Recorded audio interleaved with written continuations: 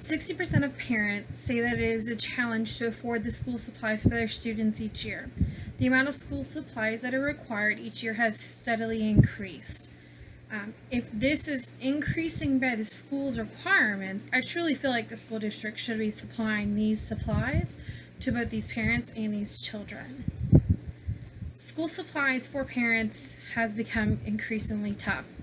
For second graders, they have to provide a package of pencils, at least 1 to 2. They have to have a package of glue sticks, not only for themselves, but also for the classroom.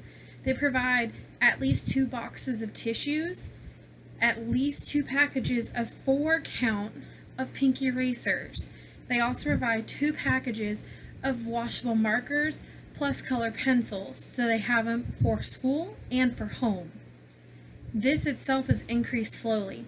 7th graders, with them now going to multiple classes a year, they have to normally provide a binder for each class.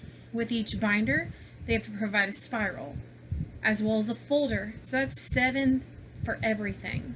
7 binders, 7 folders, 7 spirals. Plus, they also provide pencils. They have to have pens, sometimes black, blue, and red ink, highlighters, and even markers. It even gets tougher for parents once they move on to high school. High school students, you're taking 8 classes a day, so it's going to be the same thing. Binders, probably multiple spirals for the class, because some teachers do require for you to have one to put together, another one for notations, different types of things like that. Pens, markers. I know for myself when I was in high school, I had to have a highlighter. And certain teachers only allowed for you to have certain color highlighters or certain color pens, or you could only have a certain color binder for their class. With that, parents with children in elementary school to high school, on average, have to spend around $684 a year. That's for school supplies and school clothing. That's a lot of money. That's for one child.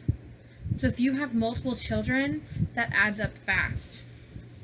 It's become harder for parents to be able to afford the supplies that their children need on a daily basis.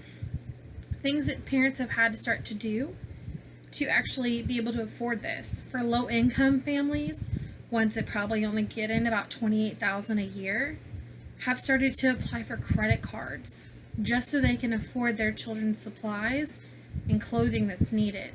Some parents have had to start applying for charities in their local area. This itself is embarrassing to those parents that they have to ask for help. And for these kids, unfortunately, with kids being as mean as they are today, they bully each other because they find out somebody's different than them. And it's not fair for these kids to be treated like this.